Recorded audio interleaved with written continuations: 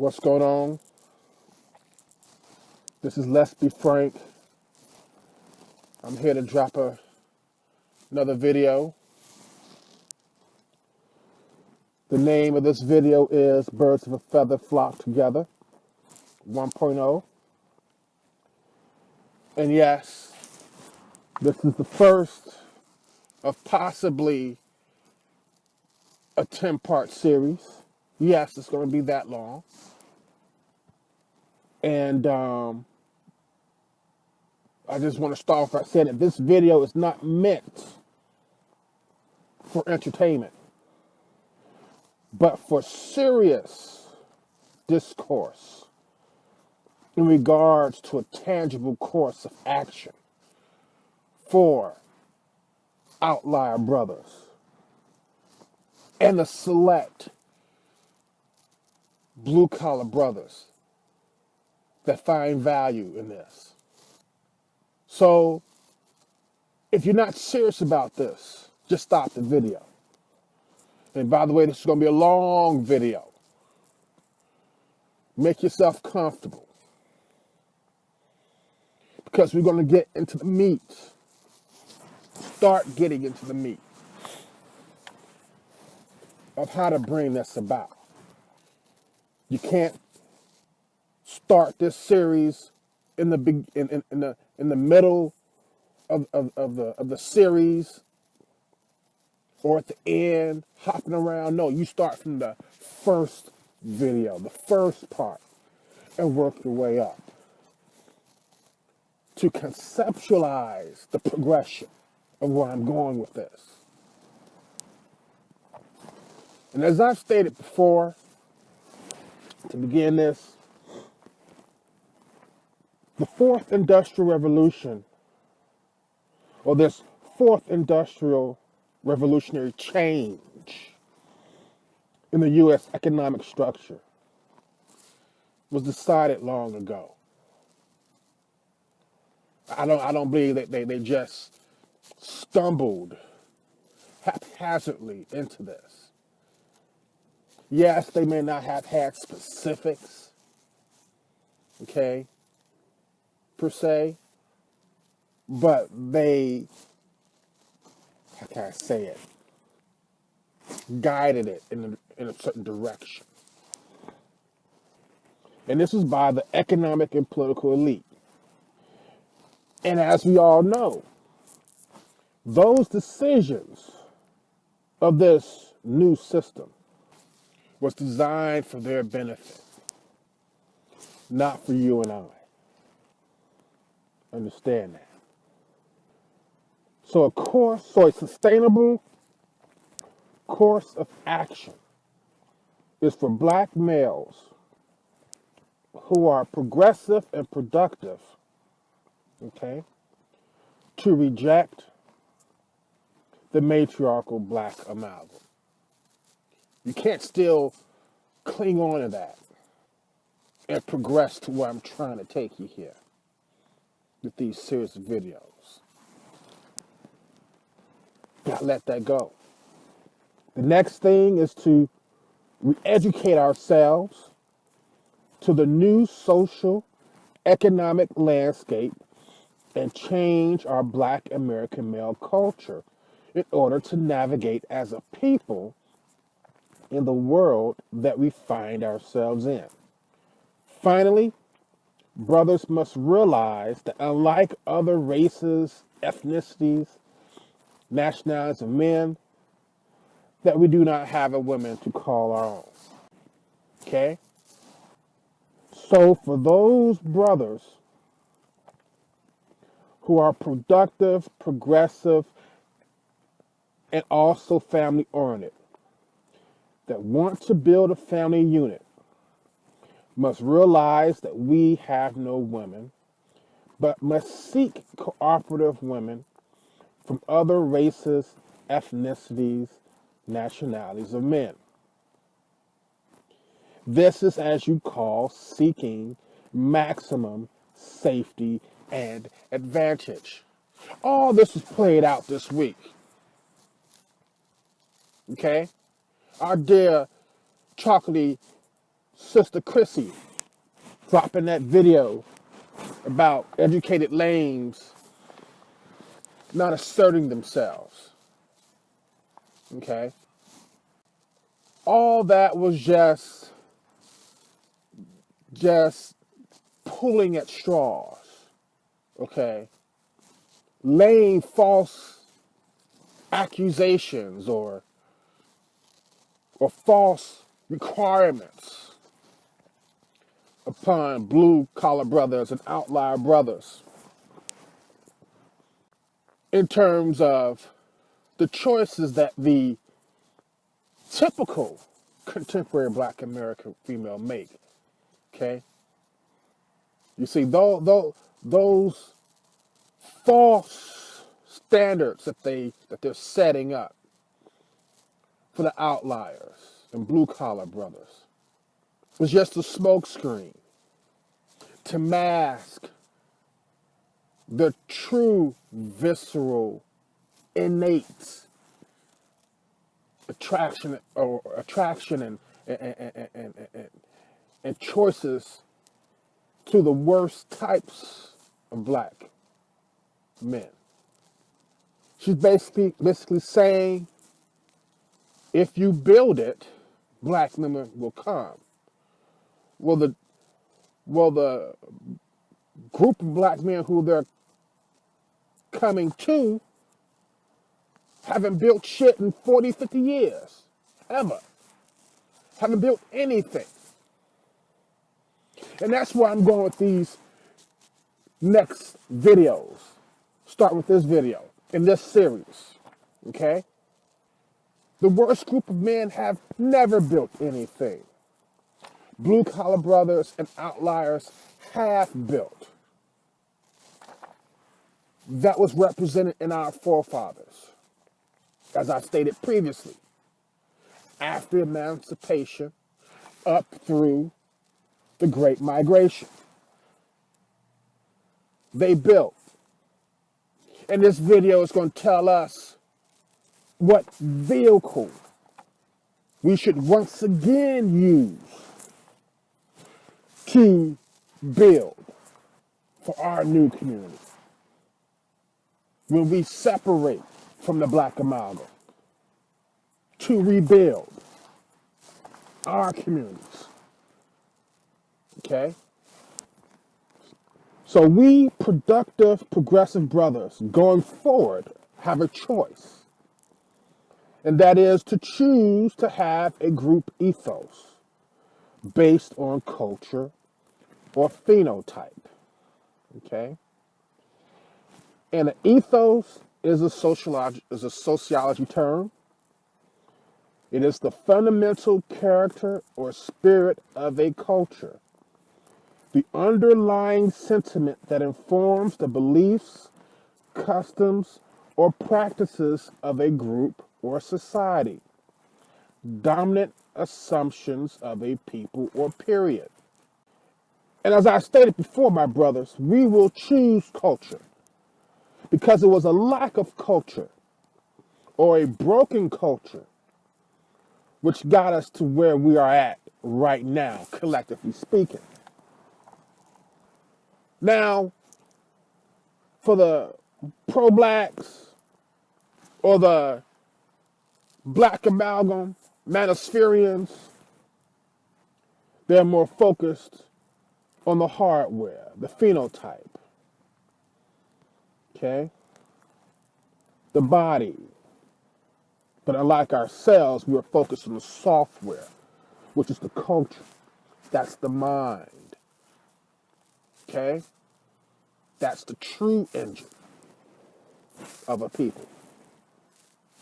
And the basis of all this is, listen.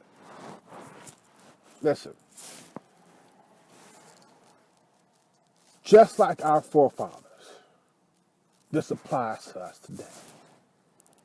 We, as Black American men, are in another man's house, whose rules we must follow. As a group of like-minded men, we must develop some type of infrastructure which rest upon our culture. Okay? And that infrastructure, okay, can be made manifest, can become tangible by implementing the vehicle that our forefathers had used. This can be done. We must have a new Black American male culture which nurtures, supports, and rewards having a network. We can come together and do this as progressive, productive, like-minded men for this non-violent social transformation. That's what this is. This is a social transformation. A social transformation for us outliers. This social transformation has two stages. The first stage is individual,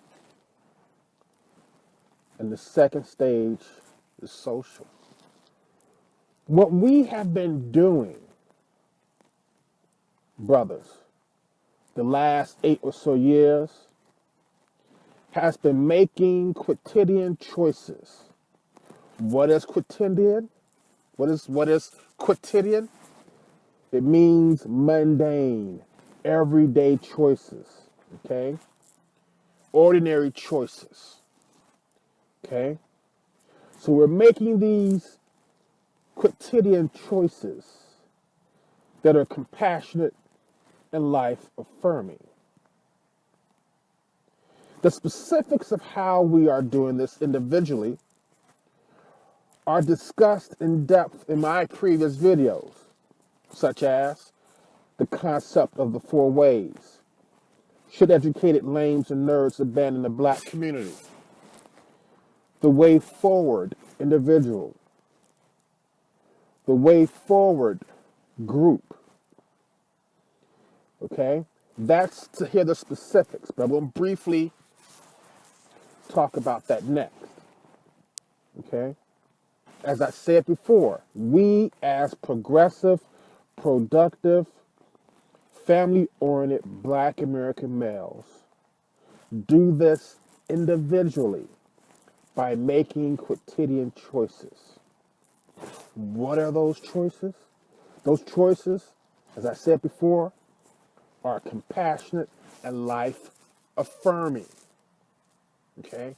Which is opposite of the choices, the ordinary choices that brothers who are not in the know that make every day,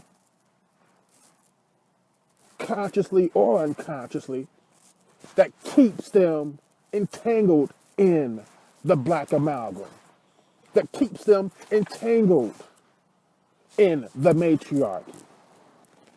And the individual quotidian choices are abandoning the contemporary Black church, coming into the knowledge of MGTOW, IBMOR, SYSBM, and I would even add MRA.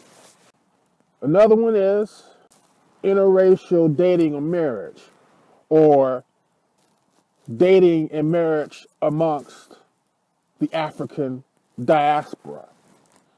Another choice is networking on social media with like-minded brothers, learning about this gynocentric society, learning about the matriarchy, learning about the intergenerational pathologies. And another choice that we just made recently, a segment of us brothers, was in terms of political separation. Separating from the unquestioned loyalty to the Democratic Party. And I call all of this deprogramming. And when you become deprogrammed or in the process of being, of deprogramming, you are rejecting the contemporary culture of the black amalgam. You are seeking maximum safety and advantage. The next step is to love that long couch. What is that long couch? Once again, it is counseling and therapy. See, we're all touched by the black amalgam. We're all touched by the matriarchy. We're all touched by the multi-generational pathologies. The breadth and depth of these maladies that affect us, are more in some than in others. Okay? We're all cracked vessels. Some more than others. Okay? And after your deprogramming, that couch is what you need next. Because it's a lot to come into the knowledge of. It's a lot to deal with. That couch. And once you're done with that, brothers, you just come to the conclusion that, just gotta let this go. Just let it go. Reminds me of that song my grandmother used to sing. Gonna lay down my burden down by the riverside. When I think about that phrase, just let it go. Let the past go. I think about that song. Then, once you let it go, you must answer the 4 questions. The first one is this. Are you against the welfare mind state? That is, keeping your money, keeping your penis, keeping your talents. In other words, not being a community unit, keeping all that stuff to yourself. In other words, just say no. That was number 1. Number 2, you will not build for the contemporary black female, a la our dear sister Chrissy. You will not mentor bastard children. You will not date or marry single mothers. You will not value the contemporary black American female womb to the exclusion of others. That's number 2.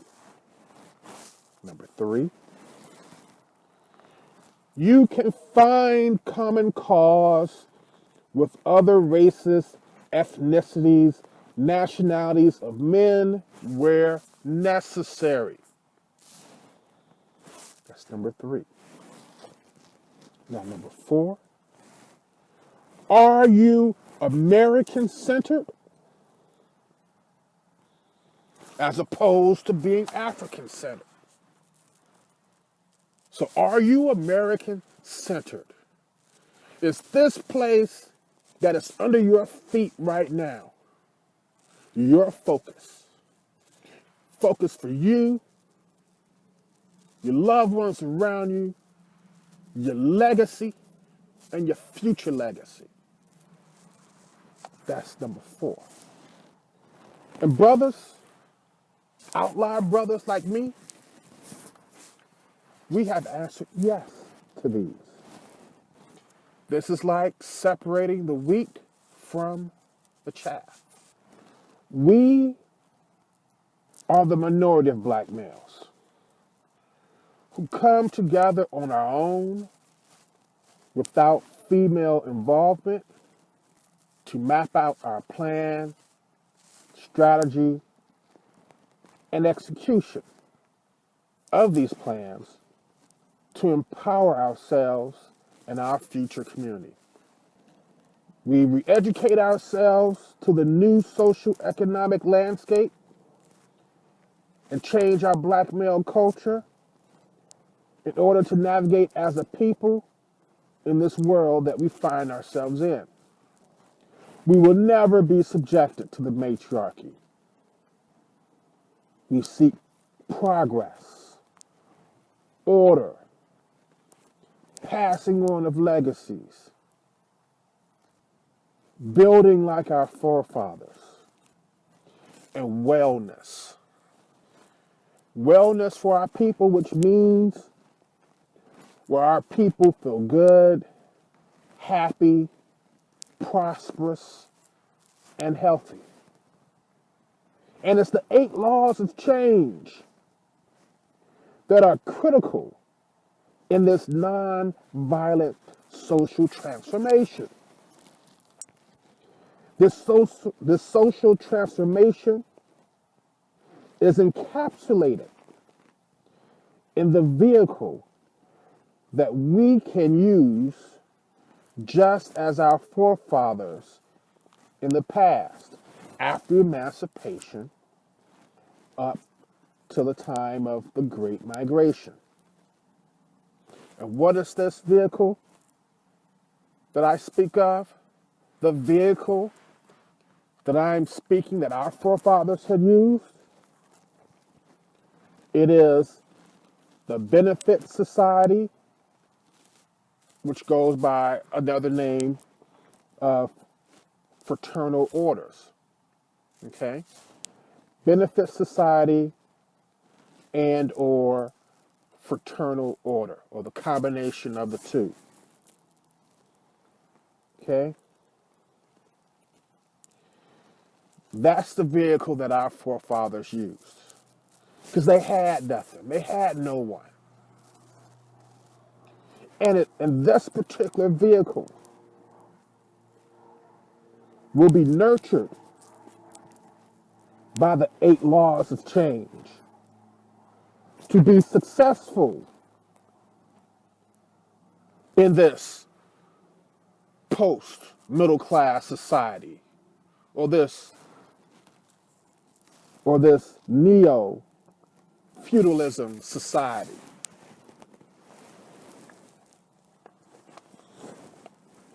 What are the 8 laws of change?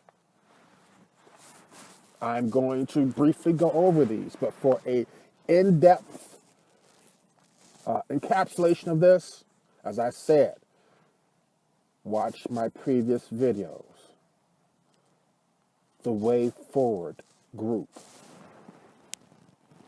Number 1, be aware that you, as an individual, are making a choice.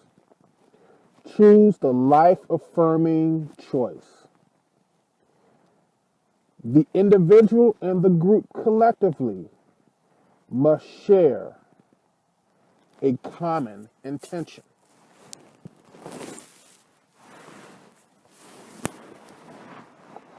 Now, when I read these, brothers, now keep in mind that vehicle that I speak of is the is the benefit society and or fraternal order. And so as I read these 8 laws of change, notice how they apply to that vehicle and those within it. The individuals and the group may have goals, but they may not have cherished outcomes. That was number 2. This is number 3. The individuals in the group must accept that their goal may not be reached in their lifetimes and be okay with this. Number 4.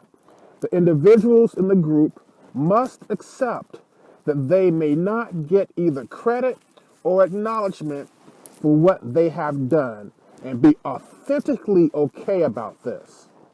Number 5, each person in the group, regardless of gender, religion, race, or culture, must enjoy fundamental equality, even as the various roles in the hierarchy of the effort are respected. Number 6, the individuals in the group must forswear violence in word, act, or thought. Number 7, the individual in the group must make their private selves consistent with their public postures. Number 8, the individuals in the group and the group collectively must always act from the beingness of life affirming integrity. This is the next level of implementation, which is to use the vehicle of a benefit society, fraternal order, to actualize our network in terms of actualizing our community. Okay, brothers, I'm now going to read to you some information that I've selected to give you in regards to what is a benefit society and what is a fraternal order. I've read several pieces of material, but the most condensed was what I found on Wikipedia. So we're going to go with that. And the links for these two particular entries will be in the description box. So here we go. A benefit society, fraternal benefit society, or fraternal benefit order is a society, an organization, or a voluntary association formed to provide mutual aid, benefit, for instance, insurance for relief from sundry difficulties. Such organizations may be formally organized with charters and established customs, or may arise ad hoc to meet unique needs of a particular time and place. Many major financial institutions existing today, particularly some insurance companies, mutual savings banks, and credit unions, trace their origins back to benefit societies, as can many modern fraternal organizations and fraternal orders, which are now viewed as being primarily social. The modern legal system essentially requires all such organizations of appreciable size to incorporate as one of these forms or another to continue to exist on an ongoing basis.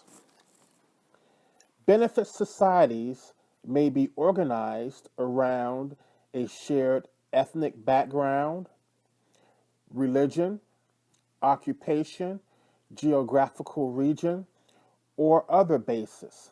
Benefits may include financial security and or assistance for education, unemployment, birth of a baby, sickness and medical expenses, retirement, and funerals.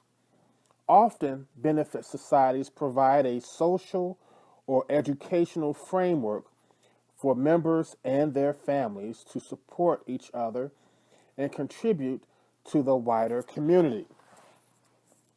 Examples of benefit societies include trade unions, friendly societies, credit unions, self-help groups, Landsmannschaften, immigrant hometown societies, fraternal organizations built upon the models of fraternal orders such as the Freemasons and the Odd Fellows, co-working communities, and many others.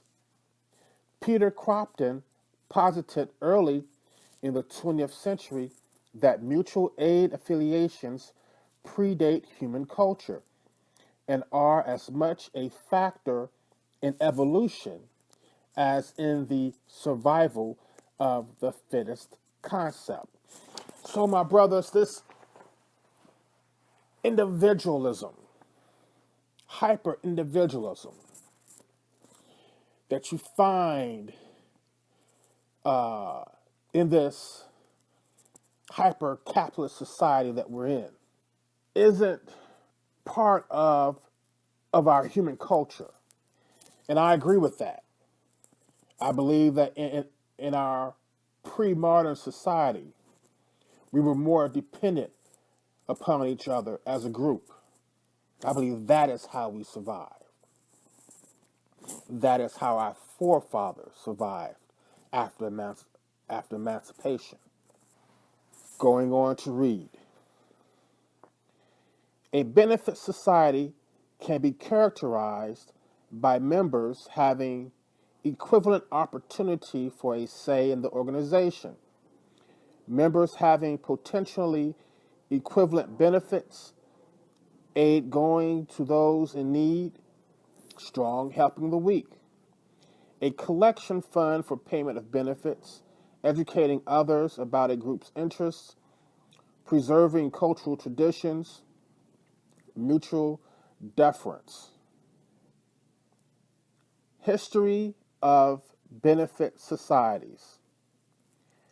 Examples of benefit societies can be found throughout history, including among secret societies of the Tang Dynasty in China and among African Americans during the post-revolutionary years, such as those who organized the Free African Society of Philadelphia. Philadelphia's first black organization, the Free African Society, was established in 1787 by two African American former slaves, Absalom Jones and Richard Allen. These two men were Methodist converts from evangelical masters who gave these men permission to purchase their freedom in the early 1780s. See, brothers, even our forefathers, pre-emancipation in the old republic, had sense enough to come together. We lost that, but I say we gain it back to give us renewed direction. Going on to read. Mutual aid was a foundation of social welfare in the United States until the early 20th century. Early societies not only shared material resources, but often advanced social values related to self-reliance and moral character. Many fraternal organizations were first organized as mutual aid societies when government at the state and local level supplemented private aid societies more than the converse of this being true. In 1890, 112,000 American residents lived in private charitable institutions, while only 73,000 resided in public almshouses. Towards the latter part of the 19th century, public aid was reduced as it was seen as contributing to sloth and degeneracy, while private aid was judiciously provided with greater checks for reform and recovery. Writing in 1890, Jacob Riis, commenting on the extent of private charity, says, New York is, I firmly believe, the most charitable city in the world. Nowhere is there so eager a readiness to help. Now, brothers, let's go back and check this out here now. Well, they were saying how that towards the latter part of the 19th century, public aid was reduced as it was seen as contributing to sloth and dependency. What does that remind you of? Hmm? In that part or that time of the country, they took the aid away. In the 1960s, they gave it back. They gave it back to black Americans. And look what we got right now: an entrenched matriarchy, full of dependency, delinquency, and degeneracy. Going on to read. Medieval guilds were an early basis for many Western benefit societies. A guild charter document from 1200 states, to become a guildsman, it was necessary to pay certain initiation fees and to take an oath of fealty to the fraternity, swearing to observe its laws, to uphold its privileges, not to divulge its counsels, to obey its officers, and not to aid any non-guildsman under cover of the newly acquired freedom.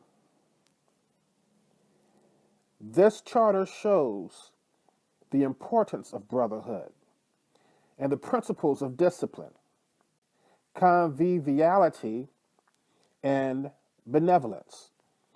The structure of fraternity in the guild forms the basis for orders such as Freemasons and other fraternal orders, friendly societies, and modern trade unions. Joining such an organization, a member gained the freedom of the craft and the exclusive benefits that the organization could confer on members. Historically, benefit societies have emphasized the importance of social discipline in conforming to the rules of the organization and society, and acting in a morally uplifting and ethical manner. That surely does not sound like the matriarchy, does it, brothers? Conviviality and benevolence are important principles. Fraternal societies differed from public and private hierarchical aid organizations by employing an ethical principle of reciprocity. This removed the stigma of charity. During the 18th and 19th centuries, benefit societies in the form of friendly societies and trade unions were essential in providing social assistance for sickness and unemployment and improving social conditions for a large part of the working population. With the introduction in the early 20th century of state social welfare programs and industrial, health, and welfare regulation, the influence and membership of benefit societies have declined in importance, but remain significant. Nevertheless, in many countries, for example, in Europe, mutual benefit societies continue to provide statutory and supplementary health care coverage. Oaths, secret signs, and knowledge and regalia were historically an important part of many benefit societies, but declined in use in most benefit societies during the late 19th and early 20th centuries. Conversely, signs and ceremony have become the mainstay of fraternal societies that no longer focus as much on the mutual aid. North America.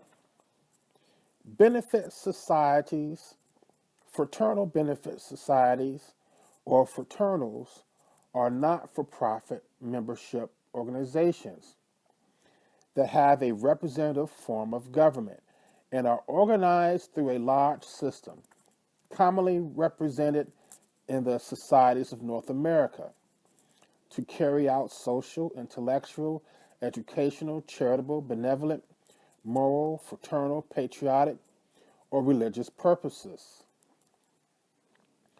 Fraternals provide members with life insurance and other financial protection benefits in accordance with state law and use the earnings to fund member-supported community activities. Fraternals are chartered by state law and have been exempt from income tax under Section 501c87 of the United States Tax Code since 1909. History.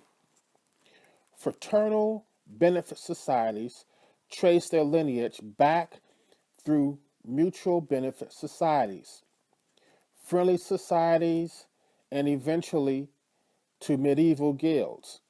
Many fraternal benefit societies were founded to serve the needs of immigrants and other underserved groups. Sounds like us, brothers, right? Who shared common bonds of religion, ethnicity, gender. Remember that, brothers. Gender, occupation, or shared values. Shared values, brothers. The first modern American fraternal benefit society was the Ancient Order of United Workmen, founded by John J. Upchurch in 1868. The Order of Knights of Pythias is a great international fraternity which was founded in Washington, D.C., February 19th, 1864, by Justice H. Rathbone. The Knights had an endowment rank, which included life, health, and disability insurance.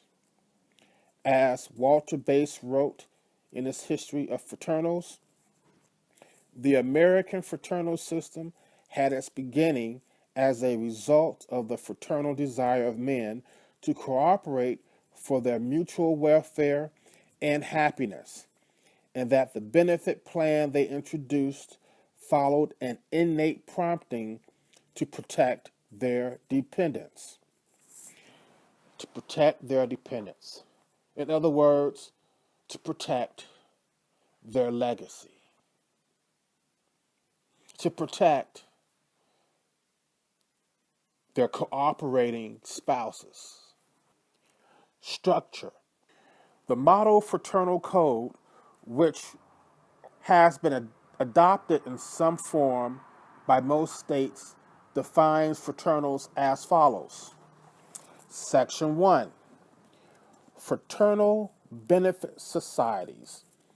Any incorporated society, order, or supreme lodge without capital stock, including one exempted under the provisions of Section 38A2 of this article, whether incorporated or not, conducted solely for the benefit of its members and their beneficiaries, and not for profit, operated on a large system with ritualistic form of work, having a representative form of government, and which provides benefits in accordance with this article, is hereby declared to be a fraternal benefit society.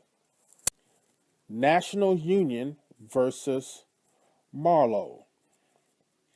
The court's opinion in National Union versus Marlowe is considered to be the leading judicial pronouncement of what constitutes a fraternal society. National Union versus Marlowe, 374F 775 778, 1896.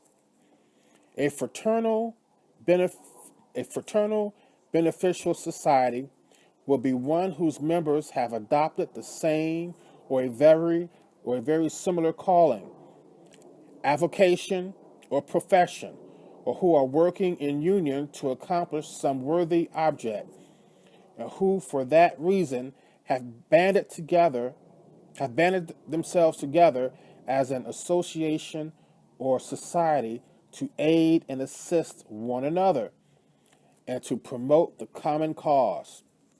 The term fraternal can properly be applied to such an association for the reason that the pursuit of a common object, calling, or profession usually has a tendency to create a brotherly feeling among those who are thus engaged. Many of these associations make a practice of assisting their sick and disabled members and of extending substantial aid to the families of deceased members.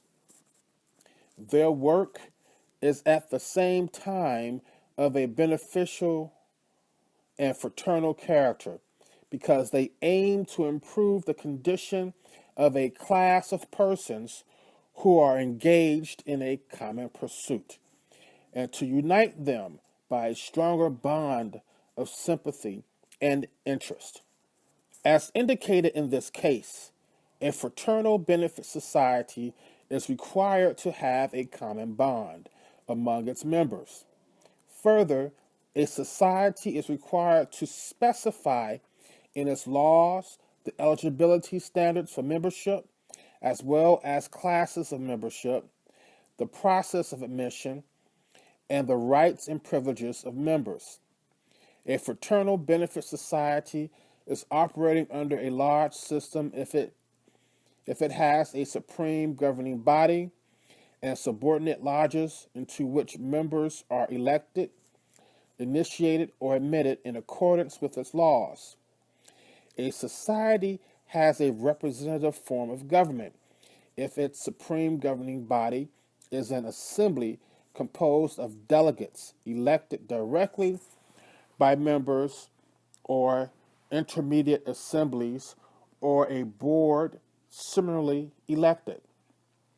Fraternal benefit societies provide insurance benefits to their members, including life insurance and endowments, annuities, disability, hospital, medical, and nursing benefits, and such other benefits authorized for life insurers that are not inconsistent with the general fraternal laws. Fraternals today, more than a century after their creation, fraternal benefit societies remain an active part of the U.S. economy.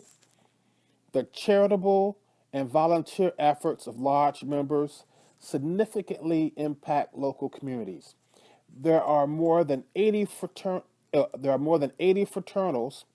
operating in the United States and Canada today, serving over 9 million members, with $380 billion of life insurance in force. In all the nation's 70 fraternal benefit societies combined, the U.S. government sees a benefit of $3.4 billion in charitable contributions and social capital annually. According to a 2010 Georgetown University study, in 2011, members of fraternal benefit societies contributed more than 84 million volunteer hours of service and $380 million to their communities, such as charities and people in need. Among the activities carried on by these societies are community fundraisers for those in need, environmental projects, building Habitat for Humanity homes, organizing Special Olympic events, providing wheelchairs, responding to need for disaster relief. Fraternal order. A fraternal order is a fraternity organized as an order. Traits sometimes allude to aspects of the original religious or chivalric orders of the Middle Ages. Contemporary fraternal orders typically have secular purposes, including social, cultural, and mutually beneficial or charitable aims.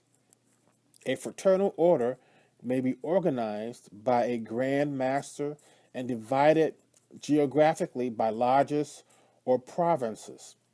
Internal member activities may or may not be related to those concerned in phaleristics. I've never heard that word before, so I hope I'm pronouncing it correctly. Phaleristics. Notable earlier examples include Freemasons and Oddfellows, both emerging in the 18th century in the United Kingdom and the United States, as is the case with multiple orders comparable with friendly societies, beneficial societies, and mutual organizations. Prominent, more modern time examples include the Benevolent and Protective Order of Elks, the Independent Order of Foresters, and the Loyal Order of Moose. Some may line with ethnic or religious affiliations, such as the Ancient Order of Hibernians or Order of Alhambra for Irish Catholics, or the Orange Order for Irish Protestants.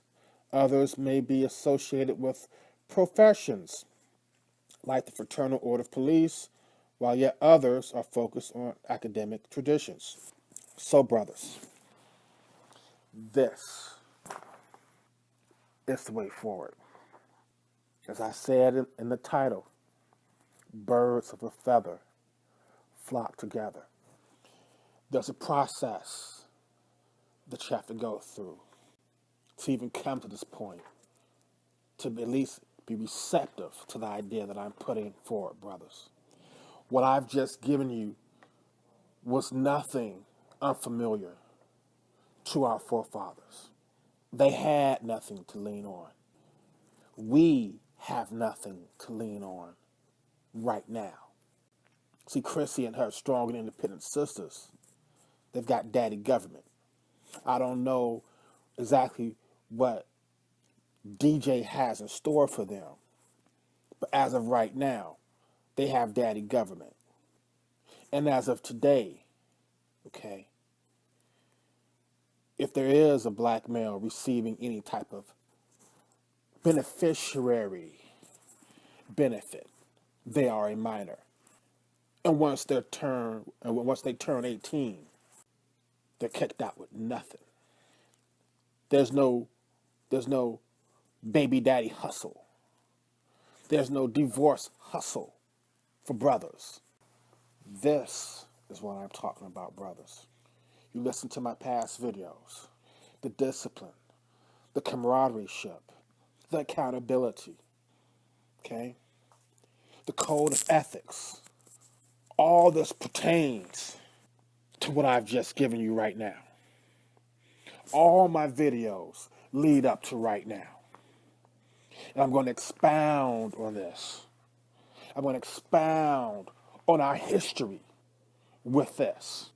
And these 8 laws of change that I mentioned, brothers, is incorporated with this. This is a nonviolent change, a nonviolent social change for us. Are you ready? Take heed to what I say. And I want you to watch this clip here that I've put in at the end. So stay tuned for Birds of a Feather Flock Together, Part 2. Fraternal benefit societies are not-for-profit organizations that help their members protect their financial security through a variety of life insurance and retirement products, and empower them to support a wide variety of charitable and volunteer initiatives that improve the quality of life in their communities. Fraternal members like you are a powerful force for good. a nationwide group of nearly 9 million individuals who annually invest 90 million hours and $500 million in local outreach, one of the largest community volunteer networks in existence. As not-for-profit organizations, fraternals are exempt from federal and state income taxes. The resources provided by the exemptions help drive their community volunteer service engines, which generate a greater positive impact for our nation than paying taxes alone could. How does this differ from other tax-exempt organizations like churches, charities, and private schools, which are exempt under Section 501c3 of the Internal Revenue Code? Fraternal benefit societies are 501c8 organizations with 4 primary characteristics. First, we serve a fraternal or benevolent purpose through our community service activities. Second, we have common bonds among members. Your society's common bond might be religious, ethnic, or shared values that unite members. Third, we operate through local chapters or networks with volunteer activities carried out by local groups of members. And fourth, we provide life insurance and related products that help protect our members and their families. As membership organizations, fraternal benefit societies are accountable solely to our member owners, Main Street, not Wall Street. As a member of a fraternal benefit society, you're part of something very special, something that helps you protect your family's financial security and give back to your community in powerful ways. It's an unrivaled success story for people and communities across our great nation. There are 2 important ways you can help promote public officials' awareness of your society and the fraternal system. First, include elected officials in your local activities so they learn what fraternals are all about. And second, contact state and federal lawmakers when asked to let your voice be heard on key issues that affect your society. To learn more about how you can communicate with elected officials about these issues, please visit www.fraternalalliance.org.